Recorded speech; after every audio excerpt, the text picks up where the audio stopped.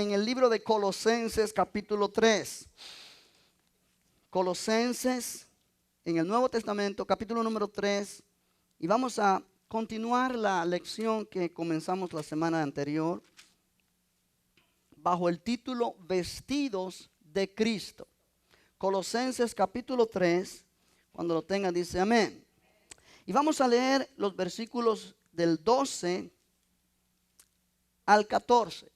12, 13 y 14. Dice así la palabra del Señor. Vestíos pues como escogidos de Dios, santos y amados, de entrañable misericordia, de benignidad, de humildad, de mansedumbre, de paciencia, soportándoos unos a otros y perdonándoos unos a otros si alguno tuviere queja contra otro. De la manera que Cristo os perdonó, así también hacedlo vosotros. Y sobre todas estas cosas, vestíos de amor, que es el vínculo perfecto. Padre, te damos gracias porque una vez más venimos ante ti con la necesidad que seas tú quien nos des la capacidad de entender tu palabra, poder sacar provecho de cada verdad que aquí nos es revelada. Oro, Señor, que tú toques cada persona, tanto los que estamos aquí como aquellos que verán esta enseñanza a través de YouTube o Facebook. Glorifica tu nombre, mi Dios, que sea para edificación. En el nombre de Jesús te lo pedimos y todos dicen amén. Puede sentarse, hermano. Gloria al Señor. Gloria al Señor. La semana anterior yo comencé diciendo que el creyente en Cristo es una persona que ha comenzado una nueva vida. Ha comenzado una nueva vida. Una vida que Cristo proveyó para nosotros cuando Él resucitó de entre los muertos. Amén. Y con eso quiero empezar de nuevo para poder continuar donde terminamos. O sea que nosotros hemos resucitado juntamente con Cristo. La diferencia es que Él resucitó en cuerpo físico y esa resurrección todavía aguarda para el futuro para nosotros. Pero la resurrección de nuestro espíritu ya ocurrió. Nuestro espíritu estaba muerto en pecado, pero ha recibido vida. La misma vida con la cual Cristo resucitó. Aleluya. Versículo 1 de este capítulo 3 dice, si pues habéis resucitado con Cristo.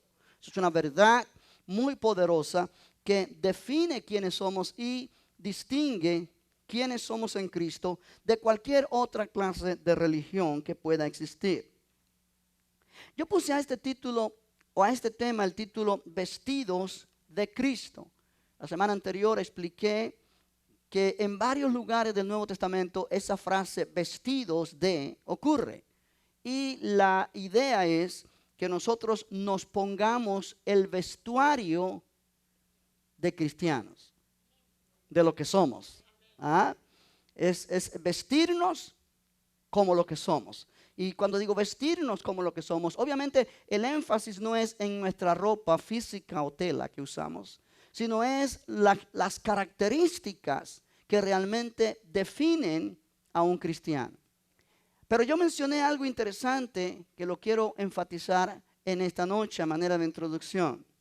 Cuando nosotros nos vestimos de Cristo, es necesario que nosotros reconozcamos nuestra nueva identidad. Nuestra nueva identidad. Si mira ese versículo 12, dice, vestíos pues como escogidos de Dios, santos y amados.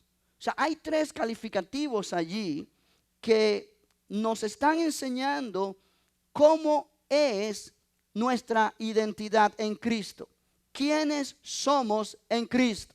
Amén. O sea, no podemos entender este aspecto de vestirnos de Cristo si no reconocemos quiénes nosotros somos en Él. ¿Ok? Y hay tres características allí mencionadas que nos pasamos la semana anterior desglosando y no quiero volver allí otra vez. Solamente es para traer a tu memoria esta verdad. Dice, vestíos pues como escogidos de Dios, santos y amados. O sea que en Cristo somos, número uno, escogidos de Dios. Somos hombres y mujeres a quienes Dios ha escogido. Nos ha escogido desde antes de la fundación del mundo. Y nos ha escogido en Cristo. Amén. Él escogió a Cristo en la eternidad. para llevar a cabo este plan de redención perfecto. Y cuando tú y yo aceptamos a Cristo, Dios nos puso en Cristo. Y lo que Él es, nosotros somos. Él es escogido, según Isaías 42:1. Nosotros que estamos en Él somos escogidos en Él. Gloria al Señor. Gloria al Señor. Sí, Jesús habló a sus discípulos y les dijo: no me escogisteis vosotros a mí, yo os he escogido a vosotros. O sea, no es que nosotros escogimos a Cristo, Él nos escogió. Él nos escogió. Y cuando la palabra vino a tu vida, tú respondiste a esa palabra y tú viniste a formar parte de Cristo, que es lo que la iglesia es. La iglesia es Cristo en la tierra, el cuerpo de Cristo. Gloria al Señor. Pero hay dos más características. Dice santos y amados. Santos, y yo especifiqué la semana anterior que esta palabra santos no está refiriéndose a los santos que nosotros en la religión mencionamos. San Pablo, San Judas, San Pedro, San Juan. Sí, este es un asunto de la religión que ha dado esos nombres con el san antes del nombre, pero que realmente ni Pablo se llamó San Pablo él mismo, ni Pedro se llamó San Pedro él mismo. Simplemente ellos se presentaron como Pablo, siervo de Jesucristo, Pablo, apóstol de Jesucristo, Pedro, siervo de Jesucristo. O sea, esa era la forma en que ellos se presentaban. Y tan santo es Pablo como eres tú. ¿Por qué? Porque la palabra santo significa simplemente ser separados del mundo y apartados para el servicio del Señor. No significa perfecto.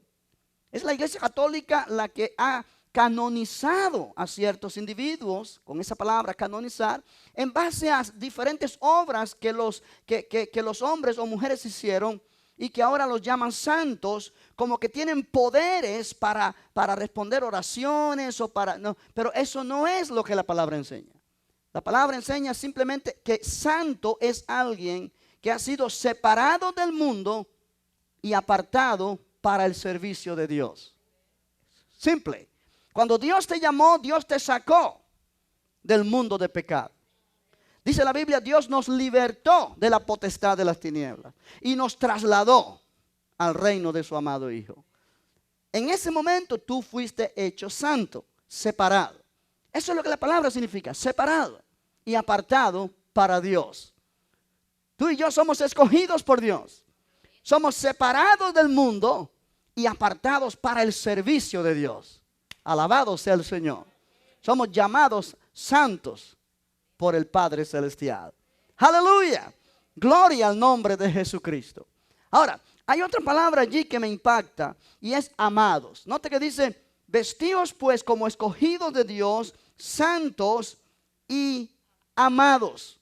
Amados. Amados.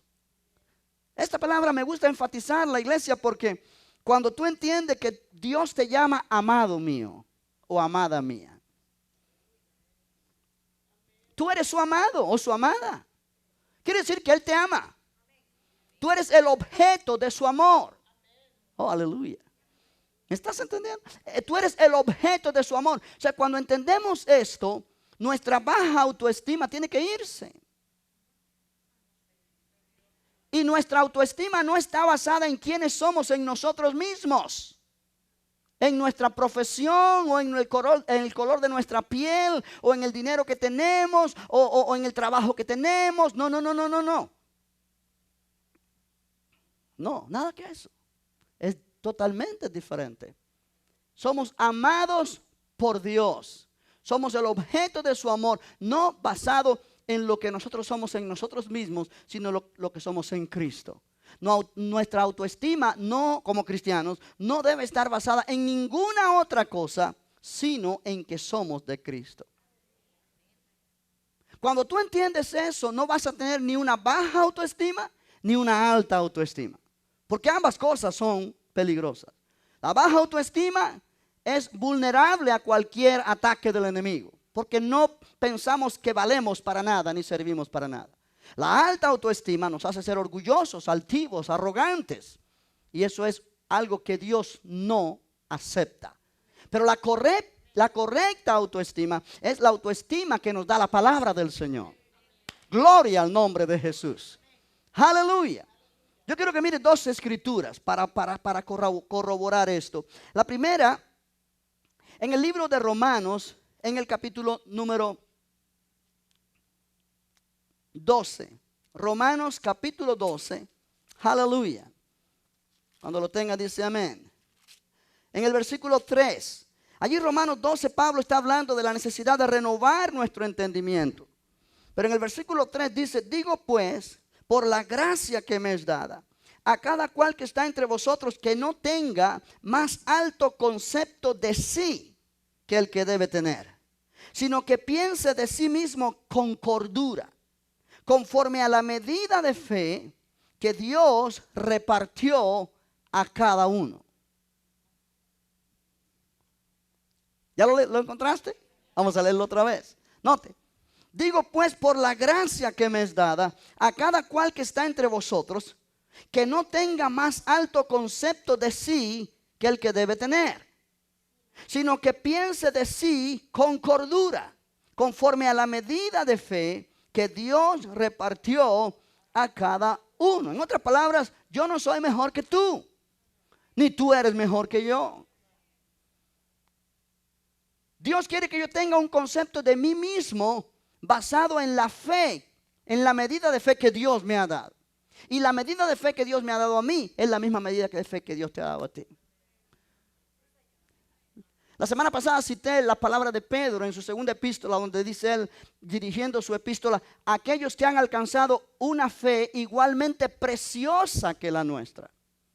O sea, la misma clase de fe que Pedro recibió es la misma clase de fe que tú y yo hemos recibido. Fe en Cristo. La misma medida de fe. Que unos desarrollan más su fe que otros, es verdad. Pero cada creyente ha recibido la misma medida de fe.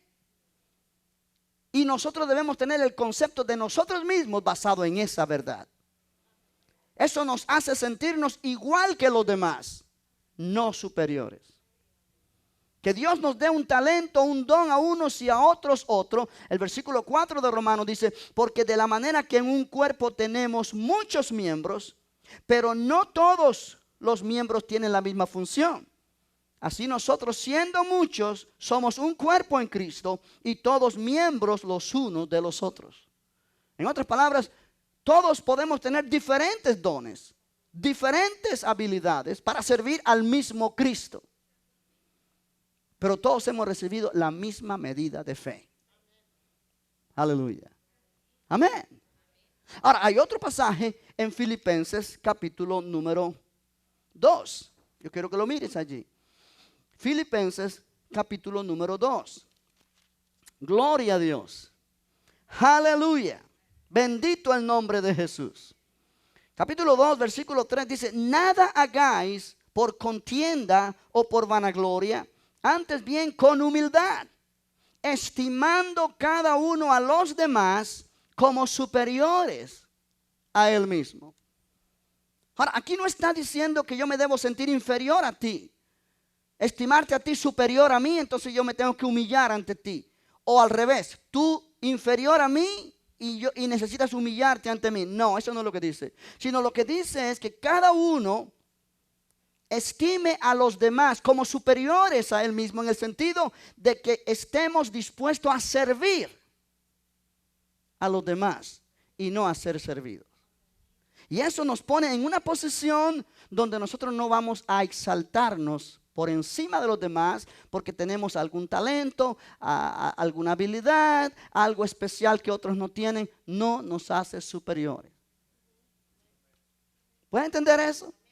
Cada creyente en Cristo es amado de Dios, amado por Dios. Somos el objeto de su amor.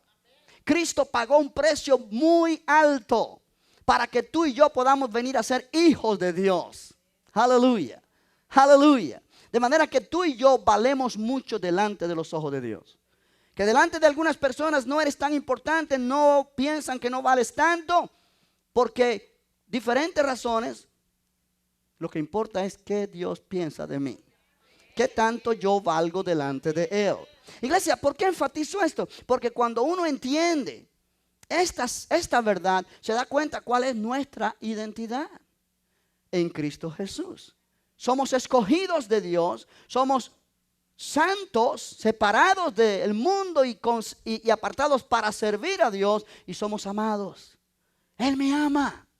Yo no sé si Él te ama a ti, pero Él me ama a mí. Y yo creo que Él te ama a ti. Aleluya. Así que siéntete amado por el Señor. Siéntete amado por Dios. No eres el patito feo de la familia de Dios. No eres la oveja negra. No. Eres amado. Eres amado. Bendito el Señor. Sí, muchas veces esto lo pasamos por alto nosotros, pero es bueno enfatizarlo. Porque muchas veces nos sentimos lejos de Dios, como que Dios tiene favoritos y Dios ama a unos más que a nosotros. Eso no es verdad. Todos aquí, bueno, muchos aquí son papás y mamás. Y se puede dar el caso que algunos padres amen más a un hijo que a otro, lo cual no debe ser. Usted debe amarlos a todos iguales. Son todos sus hijos. Ahora, es cierto que algunos tienen alguna forma de acercarse a usted que el hermano no tiene. Y entonces desarrolla una comunión más íntima que el otro o que la otra. Pero no quiere decir que el padre o la madre tienen favoritos. O por lo menos no debe ser. De la misma manera, Dios no tiene favoritos. Pero hay algunos creyentes que se acercan más a Él y reciben más de Él. Y otros que se quedan rezagados, no porque Dios no los ama, pero porque ellos no aman tanto a Dios, o porque tienen otras prioridades, o por cualquier otra razón, se pierden de la bendición que Dios quiere derramar sobre todos. Eso es poderoso. ¿Cuántos dicen amén? Aleluya. Gloria al Señor para siempre. Si tú miras conmigo algunas escrituras para corroborar esto, por ejemplo en Jeremías 31, Jeremías capítulo 31, versículo 3, mira lo que dice la escritura. Y aun cuando Dios estaba hablando esto a la nación de Israel, pero esta palabra es para ti y para mí en esta noche. Jeremías capítulo 31, versículo 3. ¿Ya lo encontraste? Dice, Jehová se manifestó a mí hace ya mucho tiempo diciendo, con amor eterno te he amado. Por tanto te prolongué mi misericordia. Dilo conmigo, con amor eterno Dios me ha amado. Por tanto Él prolongó su misericordia hacia mí. Fíjate, esto está hablando los Jeremías a la nación de Israel. Pero si tú miras en Efesios capítulo 2, Efesios 2, note que Jeremías dice, con amor eterno te he amado, dice Dios. Por lo tanto, te he prolongado mi misericordia. En Efesios capítulo 2, verso 4, dice, pero Dios que es rico en misericordia, por su gran amor con que nos amó. O sea, las dos escrituras se relacionan. Jeremías relaciona el amor eterno de Dios con su misericordia. Y aquí Efesios dice que Dios que es rico en misericordia por causa de su amor con que nos ha amado. Iglesia, tú estás aquí esta noche, tú eres un hijo o una hija de Dios porque Dios te amó. No porque tú fuiste mejor que los demás, o porque fuiste más inteligente que los demás, o porque tú tomaste una decisión que los demás no tomaron. No, porque Dios te amó. Si Dios no nos hubiera amado, Él no hubiera enviado a Jesucristo. Y si Él no hubiera enviado a Jesucristo, no importa cuánto gritáramos, cuánto clamáramos, Dios no iba a aceptarnos. Pero Dios nos amó y envió a Jesús a morir por nosotros, para que todo aquel que en Él crea no se pierda, mas tenga vida eterna. Y una vez que hemos venido a Cristo, hemos nacido de nuevo y ahora hemos venido a ser hijos e hijas de Dios. Eso es poderoso. Eso es poderoso. Si yo entiendo que Dios me ama de esa manera, yo creo que entonces no estoy perdido, o no estoy solo, o no estoy sin esperanza. La Biblia habla una parábola. Jesús mencionó esta parábola de el padre con los dos hijos, que nosotros le llamamos el hijo pródigo. Pero en realidad eran dos hijos del mismo padre. Uno de ellos, el menor, le pidió la herencia, la parte de la herencia que a él le correspondía, y se fue para gastar esa herencia en lo que a él le diera la gana, por decirlo así. A él no le correspondía, él no tenía todavía la edad para hacer eso. El papá no tenía la obligación de darle su herencia, porque era hasta que muriera el papá. Pero el papá quiso dársela. Y el hijo fue y derrochó todos sus bienes. Pero el otro hijo se quedó sirviendo al padre, ahí con el padre. Pero cuando el hijo pródigo regresa, todo avergonzado, todo destruido, perdió la herencia, perdió, yo creo que hasta la salud perdió porque pasó hambre como un loco. El hermano se pone enojado y le reclama al papá: tu hijo ha derrochado todos tus bienes y ahora ha regresado y tú has hecho una fiesta y le mataste el becerro gordo. El becerro gordo era para hacer el banquete cuando había una ocasión muy especial.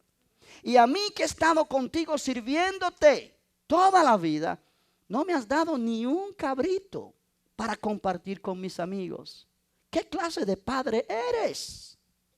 O sea, en la mente del hijo, el padre quiere más a su hermano que a él. Pero el padre le responde de esta manera: hijo, tú siempre estás conmigo y todo lo mío es tuyo. O sea, tú no has tenido el becerro gordo porque no me lo has pedido, porque todo lo mío es tuyo. El hijo menor ha regresado. Para nosotros él estaba muerto y ha vivido. Estaba perdido y ha sido hallado. ¿Por qué no nos vamos a regocijar que él está otra vez con nosotros? Tú has estado toda la vida conmigo y no has tenido lo que has querido porque no te ha dado la gana. Porque no has tenido la confianza para acercarte a mí y compartirme tu deseo. O sea, cuando tú entiendes esto, te das cuenta que ambos hijos estaban lejos de su padre. Uno en distancia geográfica, pero el otro estaba en distancia de comunión. En la mente de este hijo, él era un siervo más. Él no se sentía con la confianza de acercarse al padre y tener una conversación.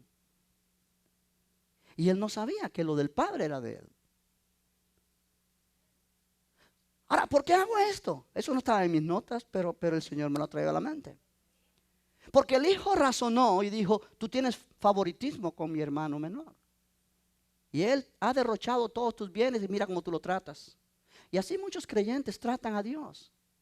No se lo dicen quizá, pero lo piensan.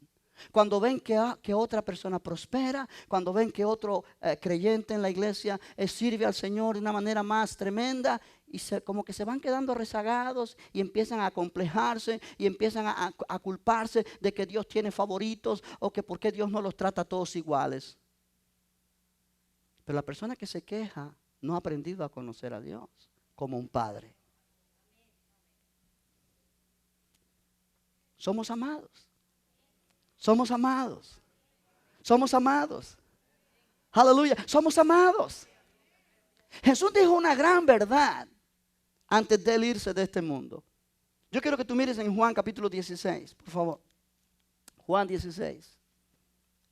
Gloria a Dios.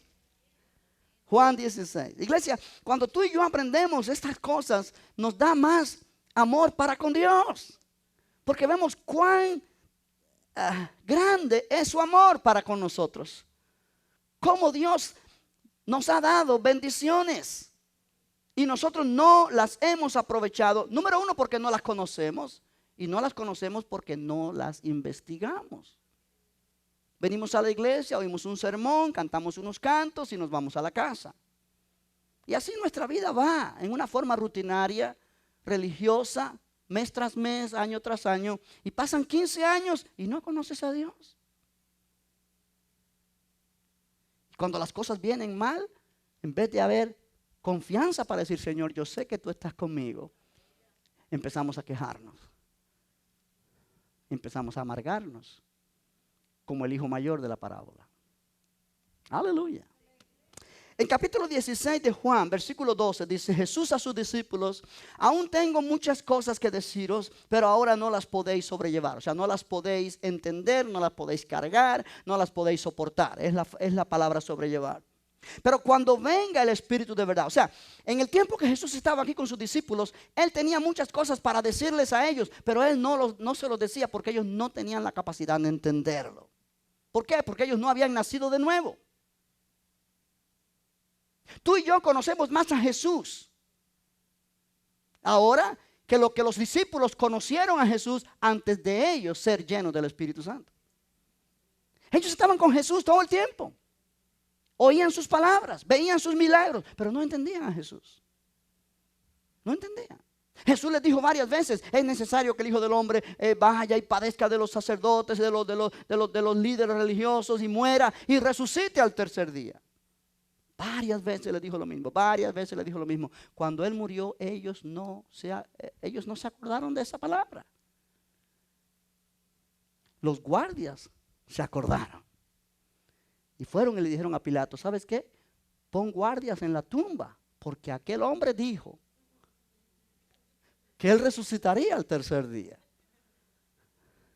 Y los discípulos estaban encerrados en un cuarto, y cuando oyeron que las mujeres dijeron: hemos visto a Jesús resucitado, dijeron: no es posible, Él murió. O sea, ellos no entendieron a Jesús. Amén. Y mira lo que dice acá. Jesús le dice: a ustedes no pueden entender muchas cosas que yo quiero decirles, pero cuando venga el Espíritu de verdad, Él os guiará a toda la verdad, porque no hablará por su propia cuenta, sino que hablará todo lo que oyere, y os hará saber las cosas que habrán de venir. Ahora mira el 14 y 15. Él me glorificará, porque tomará de lo mío y os lo hará saber. Y mira lo que dice el 15. Todo lo que tiene el Padre es mío. Por eso dije que tomará de lo mío y os lo hará saber. Jesús está diciendo acá: todo lo que el Padre tiene es mío, porque yo soy su hijo. Pero cuando venga el Espíritu de verdad, Él les anunciará a ustedes, les hará saber que todo lo que el Padre tiene es mío, y que todo lo que tengo yo es de ustedes. Porque ustedes van a entrar en la misma relación de hijo a padre como yo estoy. Yo le he dicho otras veces, antes, que cuando Jesús vino a esta tierra, Él vino como el Hijo unigénito de Dios. En ese sentido, Él es único. Él es Dios Hijo desde la eternidad. Pero cuando Él resucitó de entre los muertos, Él vino a ser el primogénito entre muchos hermanos. Cuando Él resucitó entre los muertos, Él vino a ser Hijo de Dios con poder, declarado Hijo de Dios con poder por el Espíritu Santo. Y la Biblia le llama el primogénito entre muchos hermanos. ¿Quiénes son sus hermanos? Amén. Y Jesús dice aquí: todo lo que el Padre tiene es mío. Por eso dije que tomará de lo mío y os lo hará saber, para que ustedes sepan que todo lo que el Padre tiene es mío y es de ustedes. Ustedes son herederos de Dios y coherederos con Cristo. Aleluya. ¿Me está entendiendo, iglesia? Entonces, hay una verdad aquí que muchas veces pasamos por alto. Si estamos en Cristo, somos miembros de la familia de Dios. Somos amados por Dios. Él es nuestro Padre. Y de la manera que el padre del hijo mayor le dijo: hijo, todo lo mío es tuyo. Aquí Jesús está diciendo lo mismo: todo lo que el Padre tiene es mío. Y el Espíritu les anunciará a ustedes que todo lo mío es de ustedes. Entonces no hay por qué sentirse inferior. No hay por qué sentirse desplazado. No hay por qué sentir que Dios no nos ama. Sobre todo cuando las cosas no nos van bien, ese pensamiento viene a la mente: ¿para qué orar si a mí Dios no me escucha? ¿Quién dice que no? Bueno, pastor, es que orar otras veces está bien. Pero ¿dónde está tu fe? ¿Qué palabra tú lees? ¿Meditas tú en la palabra? ¿Pasas tiempo para ver lo que el Padre te está enseñando? ¿O simplemente estás solo por ahí, pensando tus propios pensamientos? O sea, hay otro creyente que es más inteligente que tú y toma tiempo para meditar en la palabra de su Padre, y el Espíritu Santo le revela estas cosas y a ti no te las revela porque tú no tomas el tiempo para ello.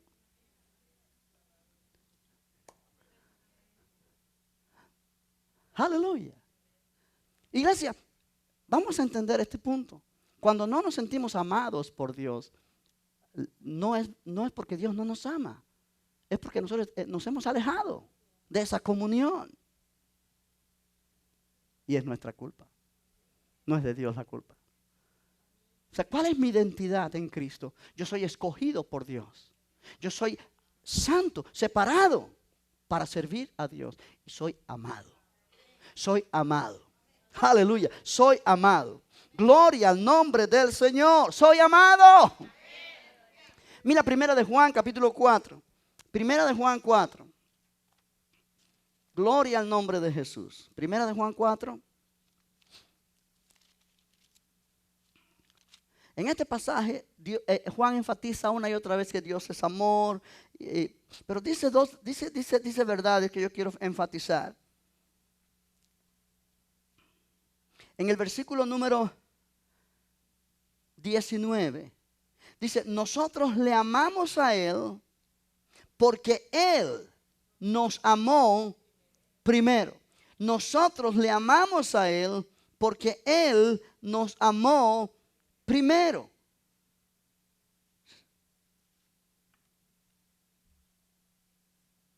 La iniciativa fue de Él. Él nos amó primero. Él nos amó primero. Y cuando yo conocí que Él me amó, mi respuesta a su amor es amor a Él. Pero Él tuvo la iniciativa, no yo. Yo estaba perdido. Yo no quería nada con Él. Pero Él me buscó. Y Él me encontró. Y Él me rescató. Y Él me recibió. Aleluya. Bendito Dios. Y cuando yo empiezo a mirar todo lo que Dios ha hecho por mí, digo, wow, yo no merecía nada de esto. Pero Dios me ha amado. Eso produce amor en mí para con Él. Gloria al Señor. Cuando tú y yo aprendemos esto, nuestra vida tiene que cambiar. Tiene que cambiar. Porque alguien que se considera amado por Dios no puede vivir una vida de frustración, una vida de fracaso. No, Dios me ama. Dios me ama. Y Dios tiene cosas buenas para mí. Dios tiene buen propósito para mi vida. Sí, cada persona, cada uno en Cristo tiene un propósito para el cual Dios lo ha llamado. Cuando empezamos a buscar su presencia, cuando empezamos a acercarnos a Él, yo voy a hablar algo sobre esto el domingo en la mañana, pero cuando empezamos a acercarnos a su presencia, empezamos a recibir la revelación de quién Dios es y cuánto nos ama. Y la vida nuestra cambia. La vida nuestra cambia. Ahora, volviendo a Colosenses, capítulo 3, que es donde estamos. Cuando Pablo dice, vestíos pues como escogidos de Dios, verso 12, santos y amados. Esos tres calificativos, esas tres características deben estar resonando en tu mente todo el tiempo. Somos escogidos de Dios, somos santos y somos amados. Escogidos de Dios, santos y amados. Dilo conmigo, escogido de Dios, santo y amado. Vestidos como escogidos de Dios, santos y amados. Ahora, cuando Él me dice a mí cuál es mi verdadera identidad o mi nueva identidad, Él quiere que yo me vista como lo que soy.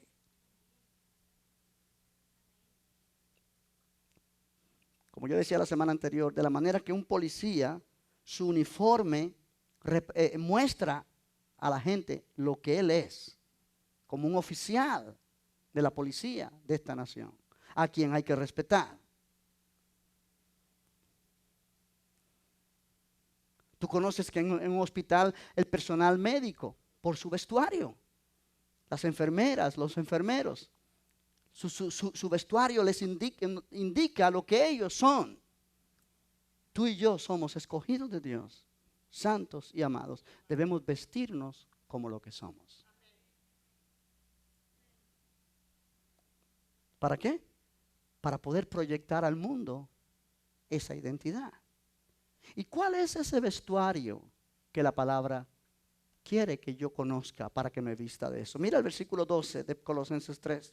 Vestíos pues como escogidos de Dios, santos y amados. Número 1, de entrañable misericordia. De entrañable misericordia. Ahora, esta palabra entrañable misericordia es interesante, porque lo que significa es tener un corazón de compasión. Corazón de compasión. La palabra entrañable viene de entrañas. En efecto, la versión a 1909, Reina Valera, dice entrañas de misericordia. Vestíos pues de entrañas de misericordia. Y entrañas se refiere a las partes internas del ser humano. El corazón, el hígado, los riñones. A eso se le llama entrañas. La Biblia dice que Judas se ahorcó y se derramaron sus entrañas. Y es un lenguaje un poco crudo cuando dice vestíos de entrañas de misericordia. Y es una palabra que digo, yo no entiendo eso. Pero para los antiguos, dentro del ser humano, dentro del cuerpo, existen todos esos órganos que representan la parte interior nuestra. Y cuando dice vestíos de entrañas de misericordia, quiere decir un corazón compasivo o una profunda compasión, una profunda misericordia.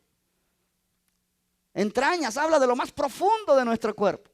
Entonces, el énfasis es vístanse de un corazón lleno de compasión. O sea, la palabra apunta a un sentimiento muy profundo en el ser humano. En otras palabras, un creyente en Cristo debe ser compasivo. Debe ser compasivo. Debe ser compasivo. Alabado sea Dios. Compasivo. ¿Qué quiere decir compasivo? Que tiene compasión hacia los demás. Compasión. Compasión interna. Pero hay algo más acá. Habla de un anhelo que debe haber en cada creyente de tener en él el mismo afecto y la misma compasión que hubo en Cristo Jesús. Si miras un libro antes de Colosenses, es Filipenses. Y Filipenses capítulo 1, mira lo que dice en el versículo 8. Pablo está hablando. Yo voy despacio esta noche, si te has dado cuenta. Pero yo quiero ir desglosando todas estas verdades de manera que tú la puedas entender y retener. Pablo está hablando a los filipenses y realmente los filipenses son para él una iglesia que desde que se fundó esa iglesia mostraron una gran comunión con Pablo, un gran cariño hacia Pablo. Fueron compañeros de ministerio. Ellos suplieron las necesidades de Pablo y se formó una relación muy íntima entre Pablo y los filipenses. Y en el versículo 8 dice, porque Dios me es testigo de cómo os amo a todos vosotros con el entrañable amor de Jesucristo. Ahora, esa frase, el entrañable amor de Jesucristo, habla del amor profundo que hay en Cristo. Y Pablo dice, yo les amo a ustedes con el amor profundo de Cristo. Ahora tú dices, pero pastor, yo no soy Cristo. Eso es lo que tú crees. Tú estás en Cristo. Y Cristo está en ti. Pablo no es Cristo. Y Pablo está diciendo, Dios me es testigo. Está poniendo a Dios de testigo. De cómo os amo a todos vosotros con el entrañable amor de Jesucristo. Él no es Jesucristo. Pero él dice, yo les amo a ustedes con el entrañable amor de Jesucristo. Lo cual implica que el entrañable amor de Jesucristo le ha sido impartido a él. Te ha sido impartido a ti. Tú y yo tenemos la capacidad para amar como Cristo ama.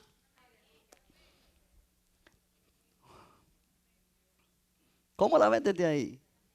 Tú y yo tenemos la capacidad dada por Dios, por el poder del Espíritu Santo, para poder amar con el entrañable amor de Jesucristo.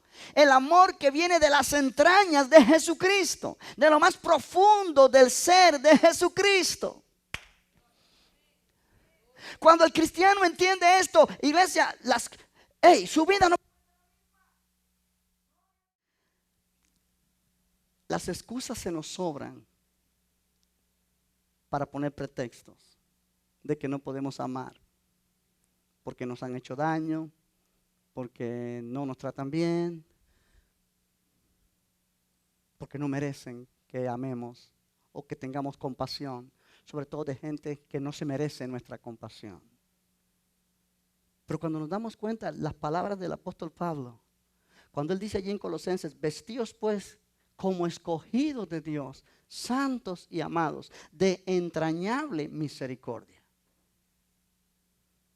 La palabra implica de compasión profunda, que está basada en amor profundo. Y él lo testifica diciendo aquí en Filipenses, porque Dios me es testigo. Él pone a Dios por el medio. Dios me es testigo de cómo os amo a todos vosotros con el entrañable amor de Jesucristo. Quiere decir que es posible. Es posible. Tenemos la capacidad.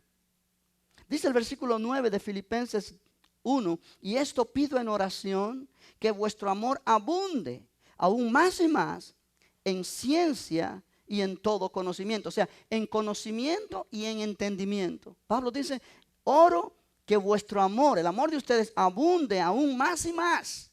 Abunde aún más y más. Para que sea como el amor entrañable de Jesucristo. Vuelve a Colosenses. ¿No está profundo eso? Aleluya. Está interesante. Vamos otra vez a Colosenses 3:12. Dice, vestíos pues como escogidos de Dios, santos y amados. Número 1, de entrañable misericordia o de compasión profunda. Número 2, de benignidad. La palabra benignidad puede también traducirse bondad. La bondad de corazón que imparte el Espíritu Santo y que es totalmente opuesta a lo que es malicia o maldad.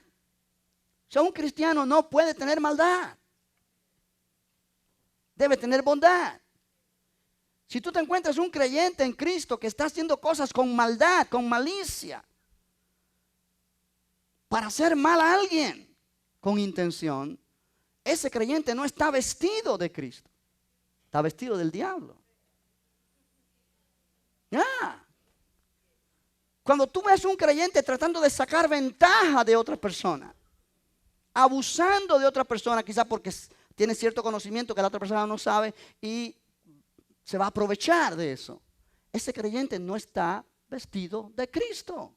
Ese creyente no está vestido de Cristo. Está vestido de su carne. Y la carne viene del diablo. Aleluya. Aleluya. O sea, ¿cómo? Y déjame decir esto, iglesia. ¿Por qué tú crees que hay muchísima gente que no quiere saber de la iglesia cristiana? Que no quiere saber de cristianos por ningún lado. ¿Por qué? Porque ha habido malas experiencias con cristianos. Nos llaman hipócritas. ¿Por qué nos llaman hipócritas? Porque hemos sido hipócritas. No es un calificativo que nos han dado, simplemente que no lo merecemos. Y hablo obviamente colectivamente. ¿Por qué nos llaman hipócritas a los cristianos? Porque los cristianos hemos sido hipócritas. Hemos querido aparentar una santidad que no tenemos. Y hay mucha gente que ha visto cristianos que en la iglesia alaban a Dios y cantan en voz altísima y traen la Biblia. Y cuando los conocen un poquito más íntimamente, se dan cuenta cuán problemáticos son, cuán mal están viviendo como familia, como matrimonio, como padres, como hijos. Y entonces hay la confusión. Si es cristiano, ¿por qué hace esas cosas? Si es cristiano, ¿por qué habla de esa manera? Y entonces la gente se confunde. Porque no estamos vestidos con el traje correcto. Aleluya. Aleluya. Esto está fuerte, pero es verdad. Amén. ¿Sí? Benignidad. Benignidad. Bondad. La palabra benignidad y bondad son sinónimos. Benignidad, bondad. Pero hay otra característica. Humildad. Humildad. Allí mencionábamos un pasaje en Filipenses cuando dice que vivamos en humildad, considerando a los demás, no considerando a los demás como superiores. En otras palabras, estando listos para servir. Humildad. ¿Cuál es la otra que viene? Mansedumbre. Mansedumbre. Humildad y mansedumbre son casi sinónimos. Implica vivir en sumisión a Cristo primeramente, a su palabra. Y con el propósito de servir a los demás. No buscar nuestro propio beneficio solamente, sino el beneficio también de los demás. Humildad. Ser humildes es tan precioso. Son características y cualidades que en la antigüedad eran vistas como sinónimo de cobardía. Nadie quería que le dijeran que era humilde o que era manso, porque eso era sinónimo de cobardía. Pero Jesús dijo, aprended de mí, que soy manso y humilde de corazón. Aprended de mí. Aprended de mí. Él es nuestro maestro por excelencia. Él es la persona a quien debemos imitar todo el tiempo. Tú y yo no debemos imitar a las estrellas de Hollywood. Tú y yo no debemos imitar a los famosos. Tú y yo no debemos imitar a la gente que se caracteriza por ciertas cosas aquí en el mundo. Hoy día muchos tratan de imitar a la gente que en YouTube o en Facebook están haciendo cosas que le ponen muchos likes. Ay, yo quiero ser como él. Yo quiero hacer algo que me ponga muchos likes. Tú no tienes que imitar eso. Tú tienes que imitar a Cristo.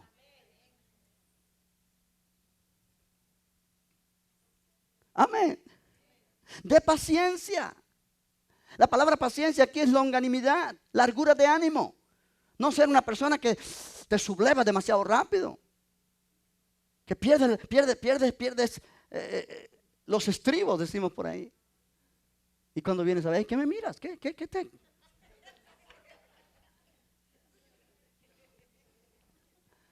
Calmado. ¿Ah? Amén. Y luego dice, no, es que a mí no me pueden mirar porque se me sube lo de mi apellido, se me sube lo de mi abuelo. ¿Qué es eso? Ese no es el lenguaje de un cristiano. Hemos sido escogidos. Hemos sido separados. Hemos sido santos o llamados amados. Somos diferentes para vivir diferentes. Para proyectar algo distinto que el mundo anhela. El mundo anhela ver sinceridad. El mundo anhela ver verdad. El mundo anhela ver gente que de verdad es genuina. Sí, la iglesia se ha confundido con la religión y la religión es tan falsa.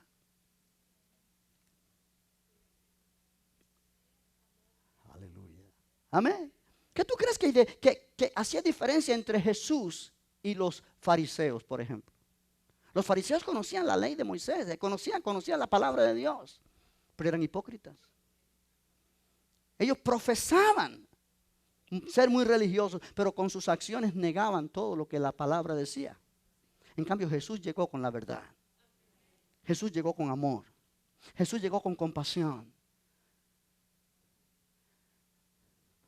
Y la gente que los mismos líderes religiosos despreciaban, a eso Jesús se acercó, los amó y los ayudó. Él fue movido con compasión y sanó a los enfermos. Él fue lleno de compasión hacia aquellos que estaban como ovejas dispersas sin pastor y les enseñó la palabra. Él se acercó a los que los líderes religiosos rechazaron. Él fue diferente. Es necesario que la iglesia sea diferente a la religión. La iglesia no es una religión. La iglesia es Cristo. La iglesia es Cristo. Aleluya. Mira el versículo 13. Soportándose unos a otros y perdonándose unos a otros, si alguno tuviere queja contra otro. Soportándose unos a otros. Y esto no es fácil. Porque aquí se trata de soportarnos los unos a los otros, aunque los unos a los otros sean insoportables. Hay gente insoportable. No sé si tú conoces a alguno, pero yo conozco varios. Pero hay que soportarlos. Y no es fácil. No es fácil. Soportando los unos a otros y perdonándoos. La palabra perdonando es una palabra griega que habla de perdonar, pero por gracia. Perdonar a alguien que no merece perdón, pero perdonar. ¿Me está siguiendo? Pero mira lo que sigue diciendo para terminar. De la manera que Cristo os perdonó, así también hacedlo vosotros. O sea, note que la palabra de Dios nos exige perdonar como Cristo perdonó. Pablo dijo, yo os amo con el amor entrañable de Jesucristo. Y ahora aquí nos dice que debemos perdonar como Cristo nos perdonó. Ahora vuelve otra vez. Alguien puede decir, pero pastor, yo no soy Cristo. Yo soy humano. Yo soy de carne. Yo no soy perfecto. Dios sabe eso, pero Dios nos pide que perdonemos de la manera que Cristo perdonó. Quiere decir que Dios no me puede pedir a mí que haga algo que Él no me ha dado la capacidad para hacerlo.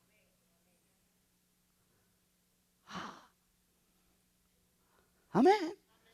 O sea, si Él me dice a mí que yo debo perdonar como Cristo me perdonó, quiere decir que yo tengo la capacidad de perdonar como Cristo perdona.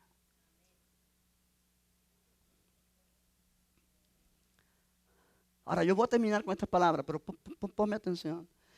Cuando tú lees este catálogo de virtudes que Colosenses 3, 12 y 13 dicen, versículo 14 dice, sobre todas estas cosas vestidos de amor, que es el vínculo perfecto, y esto es lo que causa todas las demás virtudes, el amor. Pero cuando tú miras todas esas virtudes, entrañable misericordia, benignidad, humildad, mansedumbre, paciencia, soportarnos unos a otros, perdonándonos unos a otros de la manera que Cristo os perdonó. Es un alto nivel que Dios exige de nosotros. Pero esto me dice a mí el alto potencial que Dios me ha dado. Y que yo no voy a descubrir lo que Dios me ha dado hasta que lo ponga en práctica. O sea que hay en ti recursos internos en ti que pueden vencer todo lo que el enemigo pone en tu contra. ¿Captaste eso? Tú y yo nunca sabremos lo que Dios nos ha dado hasta que comenzamos a practicar su palabra. Porque cuando Él me dice a mí, perdona como Cristo me ha perdonado, yo digo, pero yo no puedo. Y Él le dijo a un hombre que tenía la mano seca, extiende tu mano. El hombre pudo haber respondido, ¿cómo la voy a extender si está seca? ¿Qué te pasa? Pero cuando Jesús le dijo, extiende tu mano, en esa palabra estaba el poder para que Él extendiera su mano. Y Él simplemente la extendió. Jesús vio al hombre en el estanque de Betesda, le dijo, ¿quieres ser sano? Era para que el hombre le hubiera dicho, ¿qué crees que hago aquí por tanto tiempo? La pregunta parece que sobra. Pero Jesús le dijo, levántate, toma tu lecho y anda. ¿Cómo me voy a levantar si llevo tantos años aquí? ¿No ves que estoy paralítico? No, cuando Él le dijo, levántate, es porque Él estaba sano ya. Es porque Él podía levantarse. Amén. Si Él hubiera respondido, pero tú no te das cuenta que estoy enfermo, tú no te das cuenta que estoy paralítico, que no puedo, Él se hubiera quedado allí. Pero Él captó la onda y Él respondió. Cuando Jesús le dijo, levántate, le está diciendo Jesús, ya estás sano, levántate. Mi palabra te ha sanado. Cuando el Señor te dice, perdona como yo te he perdonado, es porque tú tienes la habilidad. Él ya te dio la habilidad. Él ya te dio la habilidad. Sé lleno de compasión, Él ya te ha dado la habilidad. Sí, y cada vez que empecemos a practicar su palabra, nos vamos a ir dando cuenta cuánto poder hay dentro de nosotros. Cuánto poder ya hay dentro de nosotros. Señor, dame poder para poder perdonar a este. No. No, el poder ya está en ti. Actúalo. Acciónalo. Libéralo. El poder que ya está en ti. Y cuando tú lo hagas te vas a dar cuenta, te vas a asombrar cuánto poder ya hay dentro de ti. Y cuando tú y yo empezamos a practicar esto, tú y yo vamos a ponernos el vestido de Cristo. Y la gente va a ver a Cristo en nosotros. Y eso es un impacto glorioso. Eso traerá gloria a Dios. Aleluya. Su nombre será glorificado. ¿Cuántos dicen gloria al Señor en esta noche? Oh, ponte de pie, vamos a darle gracias al Señor. Aleluya. Bendito el nombre de Jesucristo. Oh, Dios es bueno, iglesia. Oh, aleluya. Como iglesia de Cristo tenemos potencial que no estamos usando. No estamos usando. Es necesario que Faro de Vida se despierte a esta realidad. Y la gente alrededor nuestro pueda ver que no somos una iglesia religiosa, somos una iglesia de creyentes, de gente que ha experimentado nueva vida y que tienen a Cristo en ellos para la gloria del Señor. Padre, gracias por tu palabra esta noche. Gracias, Señor, porque tú nos enseñas estas verdades que son profundas, yo sé, y que muchas veces pasamos por alto porque pensamos que no son posibles. Pero cuando tú las has puesto allí, Señor, es porque sí son posibles. Tú nos has dado tu espíritu para que nos guíe a toda verdad y para que nos enseñe todas estas cosas y nos dé la capacidad para poder hacer las obras que tú dices que nosotros podemos hacer. Oh, Dios mío, ayúdanos a vestirnos de Cristo. Ayúdanos a ponernos esta ropa del nuevo hombre. Aleluya. Para que tu nombre sea glorificado a través de nosotros. Entendemos, Señor, que cuando vestimos este vestuario, esta clase de vestido, nuestro medio ambiente va a cambiar. Nuestros hogares van a cambiar. Nuestros matrimonios van a cambiar. Los compañeros de trabajo nos mirarán y van a ser impactados. Porque no es algo que hay en nosotros de nosotros mismos. Es algo que tú has puesto dentro de nosotros. Es tu misma vida dentro de nosotros. Y Señor, queremos vivir para que tu gloria se manifieste. Oh, te damos a ti muchas gracias en esta noche. Ha sido bonito esta enseñanza. Ayúdanos, Señor, a caminar como escogidos de Dios que somos. Como santos, amados, aleluya. Llenos de misericordia, de compasión profunda, de benignidad, de humildad, de mansedumbre, de paciencia. Oh, aleluya. Con corazones llenos de deseo de perdonar y amar, aun aquellos que nos hacen mal. Porque así, Señor, seguiremos las pisadas de Jesús y podremos ser ejemplos de que sí se puede seguir las pisadas de Jesucristo, nuestro gran Maestro. En el nombre de Jesús te damos gracias. Aleluya, todos dicen.